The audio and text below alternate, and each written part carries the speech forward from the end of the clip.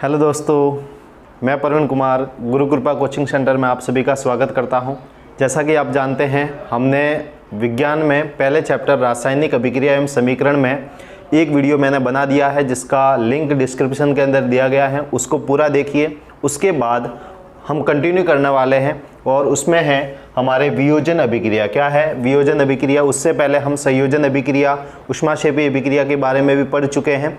अब हम बात कर रहे हैं वियोजन अभिक्रिया की, यानी डीकम्पोजिशन रिएक्शन। तो डीकम्पोजिशन रिएक्शन या वियोजन अभिक्रिया किसे कहते हैं?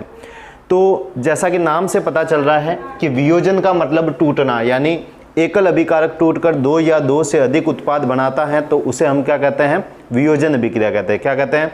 वियोजन अभिक्रिया, यानी डीकम्पोजिशन रिएक्शन। तो देखो, सबसे पहले तो इसकी परिभाषा लिखते हैं, ठीक है ना। सबसे पहले तो इसकी परिभाषा क्या रहेगी वो देखो।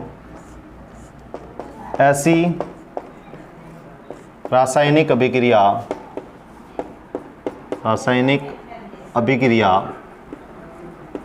जिसमें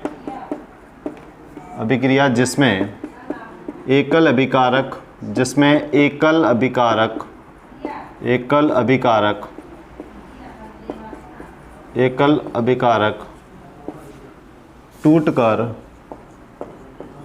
टूटकर दो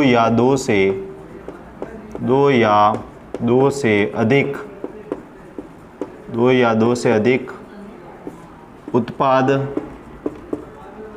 का निर्माण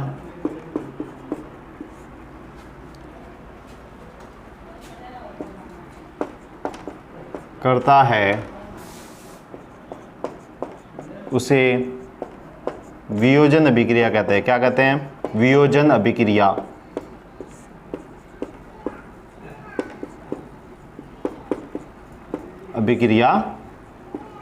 कहते हैं। आपको परिभाषा ज्ञात हो गई है।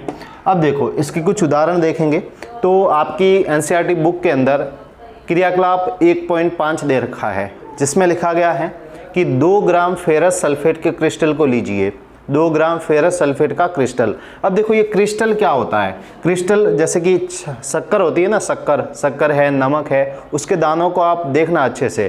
जो वो दाने होते हैं छोटे छोटे, वो क्रिस्टल फॉर्म में होते हैं। किस फॉर्म में होते हैं? क्रिस्टल फॉर्म में। तो फेरस सल्फेट भी ऐसा ही एक क्रिस्टलीय है, क्रिस्टलीय रासायनिक यौगिक है।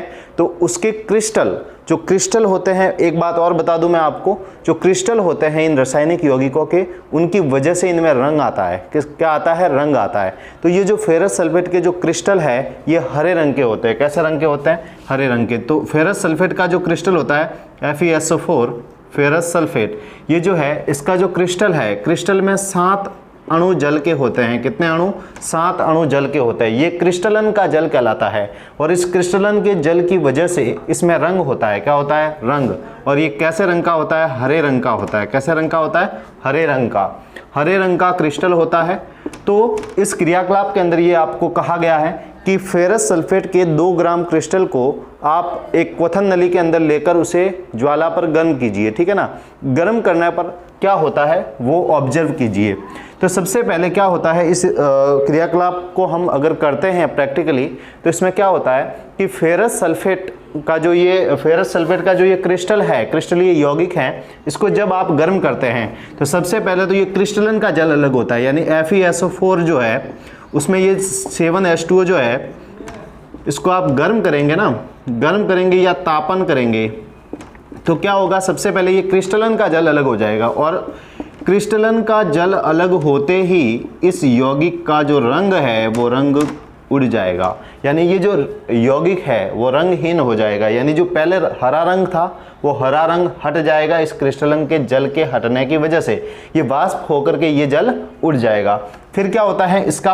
अब आगे वापस अगर और ज़्यादा इसको गर्म करते हैं, फेरस सल्फेट को हम अगर और ज़्यादा गर्म करते हैं, वापस अगर गर्म करते हैं, तो क्या होता है?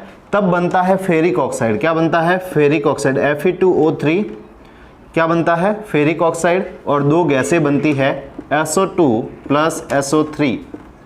SO2 को बोलते हैं सल्फर डाइऑक्साइड, 2 है तो डाई, 3 है तो ट्राई, तो सल्फर डाइऑक्साइड इसको बोलेंगे सल्फर ट्राइऑक्साइड। देखो याद रखना, जैसे CO है, कार्बन के साथ एक ऑक्सीजन है तो एक को बोलते हैं मोनो, इसलिए इसका नाम होगा कार्बन मोनोऑक्साइड। यहाँ पर जैसे CO तो इसका नाम होगा कार्बन डाइऑक्साइड, 2 है इसलिए डाइऑक्साइड। इसी प्रकार से यहाँ पर आप देखो तो इसको कैसे पढ़ेंगे, सल्फर और 2 ऑक्सीजन है तो 2 को बोलते हैं डाई, तो सल्फर डाइऑक्साइड। इसी प्रकार से इसको कैसे पढ़ेंगे, तो सल्फर 3 ऑक्सीजन है इसलिए सल्फर ट्राइऑक्साइड। यहाँ पर देखिए आप, फेरस सल्फेट जो है इसको अगर हम तापन करते हैं तो क्या बनता है, फेरिक ऑक्साइड। एक बात और आपको बता दूं कि यहाँ पर जो ये आयरन है, लोहा है, ये इसकी 2 संयोजकताएं होती है। एक तो होती है +2 को बोलते हैं फेरस, क्या बोलते हैं, फेरस, और एक होती है फेरिक Fe+3, इसको बोलते हैं फेरिक, ये ध्यान रखना आप, ठीक है ना। तो इस यौगिक के अंदर यानी कि इस अणु के अंदर इसमें क्या है, फेरस जो है, फेरस है, फेरस सल्फेट इसको क्यों बोला गया, क्योंकि इसमें आयरन की संयोजकता 2 ली गई है। और इसमें इसको फेरिक ऑक्साइड क्यों बोला गया, क्योंकि इसमें आयरन की संयोजकता +3 ली गई है, ठीक है ना। अब इसको देखो संतुलित थोड़ा सा कर लेते हैं। यहाँ पर अगर 2 लेता हूँ मैं तो ये इस प्रकार से संतुलित हो जाएगा। तो यहाँ पर इस अभिक्रिया का इसलिए यहाँ पर बताई गई है क्योंकि इसमें एकल अभिकारक टूटकर 2 या 2 से अधिक उत्पाद बना रहा है। देखो 3 उत्पाद बन रहे हैं, इसलिए ये कैसी अभिक्रिया हो गई, वियोजन अभिक्रिया। क्या हो गई, वियोजन अभिक्रिया। एक और है जैसे जिसकी हम बात करें आगे, देखो एक है कैल्शियम कार्बोनेट। कैल्शियम कार्बोनेट का तापन करते हैं, यानी कैल्शियम कार्बोनेट को अगर हम गर्म करते हैं, उष्मा देते हैं तो क्या होता है। तो ये कैल्शियम कार्बोनेट, सबसे पहले पता होना चाहिए कैल्शियम कार्बोनेट क्या है। ये है चूना पत्थर। क्या है, चूना पत्थर। ये है आपका चूना पत्थर। जब चूना पत्थर को गर्म किया जाता है, कैल्शियम कार्बोनेट को जब गर्म किया जाता है तो ये calcium oxide plus carbon dioxide में टूटता है, कार्बन डाइऑक्साइड में ये टूटता है। और ये है आपका कैल्शियम ऑक्साइड। क्या है, कैल्शियम ऑक्साइड। कैल्शियम ऑक्साइड है ये आपका। और इस कैल्शियम ऑक्साइड का एक नाम और है, वो है बिना बुझा हुआ चूना। क्या है, बिना बुझा हुआ चूना। बुझे हुआ का मतलब पानी डाला हुआ, और बिना बुझे हुए का मतलब पानी नहीं डाला हुआ, बिना बुझा हुआ चूना। ये चूना पाउडर होता है ना ये। तो ये भी देखो, कैल्शियम कार्बोनेट को अगर हम ताप देते हैं तो कैल्शियम ऑक्साइड और CO2 बनती है। तो ये भी एक वियोजन अभिक्रिया है। क्यों, क्योंकि यहाँ पर एकल अभिकारक टूटकर 2 उत्पादों में वियोजित हो गया है, इसलिए ये भी एक वियोजन अभिक्रिया है। जहाँ पर आप ताप या उष्मा देकर वियोजन करवाते हैं उसे उष्मीय या तापीय वियोजन कहते हैं। अब हम आगे बात करना चाह रहे हैं क्रियाकलाप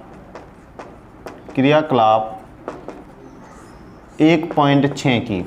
इसमें आप देखेंगे, देखो क्रियाकलाप 1.6 के अंदर क्या है उसको हम समझने का प्रयास करते हैं, ठीक है ना। तो उसमें दिया गया है 2 ग्राम लेड नाइट्रेट। किसको, 2 ग्राम लेड नाइट्रेट को अगर हम क्वथन नली के अंदर डालकर उसे ज्वाला पर गर्म करते हैं तो क्या होता है। तो जो लेड नाइट्रेट है वो लेड नाइट्रेट लेड ऑक्साइड और नाइट्रोजन डाइऑक्साइड और ऑक्सीजन में टूट जाता है, इसलिए ये भी एक वियोजन अभिक्रिया का उदाहरण बनता है, ठीक है ना। तो उसको देखेंगे हम यहाँ पर। देखो हम बात कर रहे हैं किसकी, लेड नाइट्रेट की। तो सबसे पहले आपको ये 9th क्लास की चीज़ें है, थोड़ी सी बता देता हूँ, वो ध्यान रखना। लेड नाइट्रेट, देखो लेड नाइट्रेट, लेड का सूत्र है आपके Pb और नाइट्रेट का सूत्र होता है NO3। इसका -1 वैलेंसी होती है, इसकी कितनी होती है, इसकी होती है +2। इसकी इसको दे दो, इसकी इसको दे दो, तो आपके सूत्र बनता है PbNO3 होल ट्वाइस। तो ये है लेड नाइट्रेट। तो इसमें कहा गया है कि 2 ग्राम लेड नाइट्रेट को अगर गर्म करते हैं तो वो लेड ऑक्साइड और नाइट्रोजन डाइऑक्साइड और ऑक्सीजन में वियोजित होता है। तो ये भी एक वियोजन अभिक्रिया है। देखिए, तो लेड नाइट्रेट यानी PbNO3 होल ट्वाइस, इसको अगर हम तापन देते हैं यानी उष्मा देते हैं इसको हम, तो क्या बनता है, तो बनता है लेड ऑक्साइड। क्या बनता है, lead oxide plus 4NO2 plus O2, ठीक है ना, 2 और ये 2, ठीक है ना। ये बनता है आपके, क्या बनता है ये। तो इस प्रकार से ये भी एक वियोजन अभिक्रिया का उदाहरण है, ठीक है ना। अब हम आगे बात करेंगे क्रियाकलाप 1.7 की। किसकी? क्रियाकलाप 1.7 की। देखिए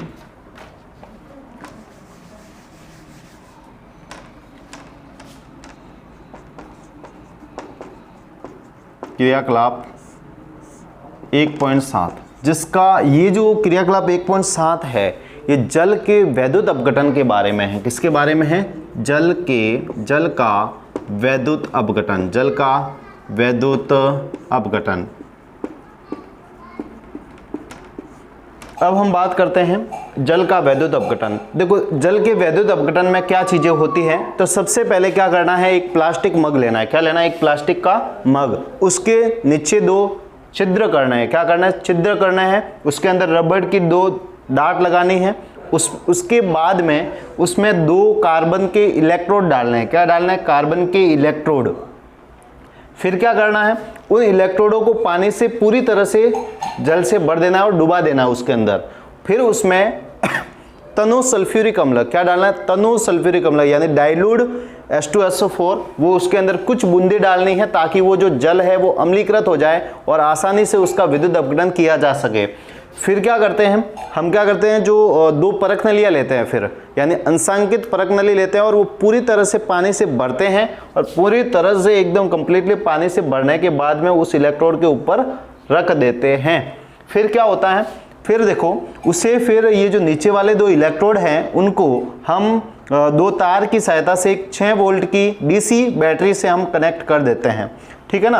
वो ऐसा नहीं कि अल्टरनेटिंग करंट आप घर में जो वायर यूज होते हैं, मतलब जो स्विच बोर्ड होता है उसमें डाल दो, नहीं, ऐसा नहीं करना है, बहुत डेंजरियस होता है। ये देखो ये ऐसे करेंगे आप। उसके बाद में क्या है यहाँ पर ये है आपके देखो, फिर इतना सेटअप करने के बाद में क्या होता है, इस बैटरी से ये जो स्विच लगा हुआ है उस स्विच को ऑन करना है। जैसे ही हम स्विच को ऑन करते हैं तो इसमें रिएक्शन होना स्टार्ट हो जाती है और यहाँ पर इन इलेक्ट्रोडों पर गैसें बनना स्टार्ट हो जाती हैं। एनोड पर यहाँ पर ऑक्सीजन गैस बनती है और कैथोड पर यहाँ पर हाइड्रोजन गैस बनती है। यहाँ पर हाइड्रोजन की मात्रा ज़्यादा रहेगी। ये पूरा देखो हमने पानी से एकदम पूर्णतया भरा था, जैसे ही यहाँ पर रिएक्शन स्टार्ट होती हैं तो यहाँ पर बुलबुले बनना स्टार्ट होते हैं और ये जो बुलबुले हैं ये गैसों के बुलबुले हैं और ये गैसों के बुलबुले धीरे धीरे इस पानी के लेवल को उसमें से कम करते हैं और पानी को उसमें से निकाल करके बाहर करते हैं और अपनी जगह बनाते हैं ये गैसें, ठीक है ना। और ये गैसें कौन कौन सी होती है? ऑक्सीजन और हाइड्रोजन। तो इस प्रकार से हम जल का वैद्युत अपघटन करते हैं। तो जल है H2O, इसमें हम विद्युत धारा प्रवाहित करवा रहे हैं। क्या करवा रहे हैं? वैद्युत धारा यानी वैद्युत अपघटन। तो जब हम वैद्युत अपघटन करते हैं तो यहाँ पर 2 गैसें बन रही है, एक तो H2 प्लस एक O2। जो ये H2 है, ये H2 तो बन रही है कैथोड पर। किस पर? कैथोड पर, यानी माइनस वाले इलेक्ट्रोड पर, ठीक है ना। और ये बन रही है एनोड पर। कहाँ बन रही है? एनोड पर। और ये दोनों गैसें हैं, ठीक है ना, दोनों क्या है? गैसें। तो इस प्रकार से जल का विद्युत अपघटन करके हम हाइड्रोजन और ऑक्सीजन को प्राप्त कर सकते हैं। आपको देखो फॉर्मूले से भी पता चल रहा है कि यहाँ पर H2O है, यानी हाइड्रोजन की मात्रा ऑक्सीजन की दुगुनी है। देखो ऑक्सीजन का तो 1 परमाणु है, हाइड्रोजन के 2 परमाणु है, तो ज़्यादा मात्रा में जो बनेगी वो है हाइड्रोजन। देखो यहाँ पर लेवल देख लो आप, हाइड्रोजन का ज़्यादा है, ऑक्सीजन का कम है, तो हाइड्रोजन ज़्यादा बनेगी, ऑक्सीजन कम बनेगी। तो ये होता है जल का विद्युत अपघटन, इस प्रकार से ये होगा। ओके, तो ध्यान दे पूरा। तो ये है जल का विद्युत अपघटन। तो देखिए अब हम बात करते हैं क्रियाकलाप 1.8। आपकी बुक के अंदर क्रियाकलाप 1.8 दिया गया है, जिसमें क्या है कि 2 ग्राम सिल्वर क्लोराइड को सूर्य के प्रकाश की उपस्थिति में रखते हैं तो उस सिल्वर क्लोराइड का श्वेत रंग धूसर रंग में परिवर्तित हो जाता है, यानी कि जो उसका वाइट कलर है वो ग्रे कलर में चेंज हो जाता है। तो यानी कि सिल्वर क्लोराइड है AgCl, ये श्वेत कलर का होता है। कैसा होता है? श्वेत, यानी वाइट रंग का होता है ये, श्वेत कलर का। और इसको जब सूर्य की उपस्थिति में, इस यौगिक को सूर्य के प्रकाश में रखा जाता है, सूर्य का प्रकाश इसकी उपस्थिति में इसको रखा जाता है, तो इसका वियोजन होता है और वियोजित होकर के ये सिल्वर यानी कि चांदी प्लस क्लोरीन गैस निकल जाती है इसमें से। तो यहाँ पर ये किस में चेंज हो गया, दूसर रंग में। किस में चेंज हो गया, दूसर रंग अर्थात ग्रे कलर में चेंज हो गया। देखो इस प्रकार का जो वियोजन है जिसमें सूर्य के प्रकाश की उपस्थिति के द्वारा ये वियोजित हो रहा है, इसको हम कहते हैं प्रकाशीय वियोजन। कैसा वियोजन, प्रकाशीय वियोजन। तो प्रकाशीय वियोजन यानी सूर्य के प्रकाश के द्वारा अभिकारक टूटता है तो उसे हम कहते हैं प्रकाशीय वियोजन। तो इसी प्रकार का एक और उदाहरण है, देखिए AgBr। क्या है, AgBr। तो AgBr है सिल्वर ब्रोमाइड। इसको भी अगर हम वियोजित करते हैं यानी सूर्य के प्रकाश की उपस्थिति में इसको हम रखते हैं। HV का मतलब होता है सूर्य का प्रकाश। इसको शॉर्ट में लिखते हैं। शॉर्ट कैसा है, देखो इसका मीनिंग बता रहा हूँ। H का मतलब होता है प्लांक कांस्टेंट, ये हायर क्लास में आप पढ़ेंगे। और V का मतलब होता है फ्रीक्वेंसी ऑफ लाइट यानी प्रकाश की आवृत्ति होती है। इन दोनों को मिलाकर के सूर्य का प्रकाश लिखा जाता है, ठीक है ना। ये आपके हायर क्लास में आपको पता होना चाहिए कि सूर्य के प्रकाश को शॉर्ट में लिखते हैं HV। अब देखो AgCl को जब आप सूर्य के प्रकाश में रखते हैं तो यहाँ पर बनता है 2Ag प्लस Br2। यहाँ देखो किसको, AgBr को सूर्य के प्रकाश की उपस्थिति में रखते हैं तो यहाँ पर क्या होता है 2Ag प्लस Br2 और Br2 गैस के रूप में बाहर निकल जाती है। अब आपको एक इंपॉर्टेंट फैक्ट बता रहा हूँ। यहाँ पर आपको पूछा जाता है कि ब्लैक एंड व्हाइट फोटोग्राफी के अंदर किस यौगिक का उपयोग होता है। तो ये जो सिल्वर ब्रोमाइड आपको दिख रहा है, सिल्वर ब्रोमाइड,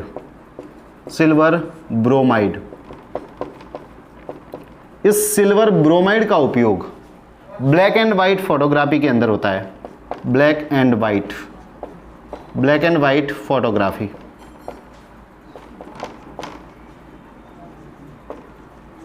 ठीक है ना, यानी श्याम श्वेत फोटोग्राफी। हिंदी में कहे तो ब्लैक को बोलते हैं श्याम और श्वेत फोटोग्राफी। श्याम श्वेत फोटोग्राफी में इसका उपयोग होता है, ठीक है ना। तो देखो ये है हमारी रिएक्शन। आपको ऐसे भी पूछा जा सकता है कि श्याम श्वेत फोटोग्राफी के अंदर यूज होने वाली रिएक्शन को लिखिए, तो इस प्रकार से आप इसको लिखेंगे। इससे आगे देखो ये क्रियाकलाप 1.8 हो गया। तो अब आपको एक इंपॉर्टेंट बात बता रहा हूं मैं आपको। देखो वियोजन अभिक्रियाएं हमने यहाँ पर देखी हैं। वियोजन अभिक्रिया का मतलब क्या होता है, एकल अभिकारक टूटकर दो या दो से अधिक उत्पाद में परिवर्तित होना वियोजन अभिक्रिया कहलाती है। तो वियोजन अभिक्रिया में हमने देखा, एक तो ताप दिया हमने, ताप या उष्मा द्वारा वियोजित हो गए। दूसरा हमने क्या किया, वैद्युत अपघटन किया जल का, यानी विद्युत द्वारा जल को H2+O2 में मतलब वियोजित किया। और एक हमने देखा प्रकाश के द्वारा वियोजन। तो ये तीन प्रकार के वियोजन होते हैं। एक तो है तापीय वियोजन जिसे तापीय अपघटन भी कहते हैं, एक है आपका वैद्युत अपघटन या विद्युतीय वियोजन, और तीसरा है आपके प्रकाशीय वियोजन। कैसा है, प्रकाशीय वियोजन। तो इस प्रकार का है ये वियोजन अभिक्रिया है। अब एक इंपॉर्टेंट बात और बता रहा हूं आपको, ध्यान रखना। एक आपके बुक के अंदर दिया गया है कि बेरियम हाइड्रोक्साइड, क्या, बेरियम हाइड्रोक्साइड 2 ग्राम बेरियम हाइड्रोक्साइड, 2 ग्राम बेरियम हाइड्रोक्साइड में 1 ग्राम NH4Cl को मिलाया जाए, NH4Cl अमोनियम क्लोराइड को मिलाया जाए। तो देखो इन दोनों को मिक्स करके कांच की छड़ द्वारा परख नली में इसको हिलाना है, तो आप पाएंगे कि जो परख नली है वो ठंडी हो जाती है कुछ देर बाद। तो ऐसा इसलिए होता है कि ये अभिक्रिया होने के लिए, ये अभिक्रिया अपने आसपास, यानी जब इन दोनों को मिलाया जाता है तो ये दोनों यौगिक अपने आसपास से ऊर्जा को ग्रहण करते हैं, अपने आसपास से हीट को एब्जॉर्ब करते हैं, उष्मा को अवशोषण करते हैं और ये रिएक्शन को कंप्लीट करते हैं, जिसकी वजह से आसपास का वातावरण ठंडा हो जाता है, यानी कि परख नली ठंडी हो जाती है। तो इस अभिक्रिया में क्या हुआ, ये दोनों जब अभिक्रिया करते हैं तो उष्मा को ग्रहण करते हैं, आसपास की उष्मा को ग्रहण करते हैं और उष्मा को अवशोषित करते हैं। इसलिए इस प्रकार की जो अभिक्रिया होगी इसे हम कहेंगे उष्माशोषी। क्या कहेंगे, उष्माशोषी अभिक्रिया। कौन सी अभिक्रिया, उष्माशोषी अभिक्रिया, उष्माशोषी अभिक्रिया, ठीक है ना। तो इसको कंप्लीट करते हैं। देखो क्या बनता है इसमें, एक तो बनता है बेरियम क्लोराइड, क्या बनता है, बेरियम क्लोराइड, और एक बनता है अमोनिया गैस, और एक बनता है इसमें जल। ये गैस है ना, गैस, ये तीर का निशान ऊपर की ओर कर रहा हूं, इसका मतलब समझ लीजिए ये गैस है जो उड़ के चली जाएगी। ठीक है ना। तो इस प्रकार की ये जो रिएक्शन है ये एक ऊष्माशोषी अभिक्रिया है। अब देखो ऊष्माशोषी अभिक्रिया की परिभाषा लिख लेते हैं। ऐसी अभिक्रिया जिसमें उत्पाद के साथ साथ